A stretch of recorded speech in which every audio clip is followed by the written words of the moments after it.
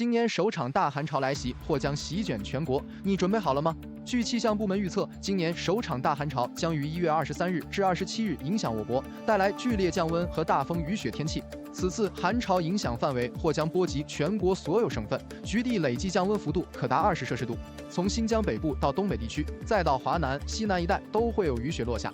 西北地区东部、华北、黄淮、江汉等地将出现大范围雨雪天气，陕西、山西、河南或成为强降雪中心。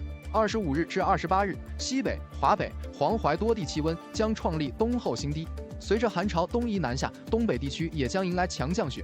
这场寒潮不仅会对交通运输、设施农业、城市运行带来较大影响，还可能造成雪灾等自然灾害。公众需提前做好防寒保暖准备，返乡途中注意防范雨雪冰冻天气对交通出行的不利影响。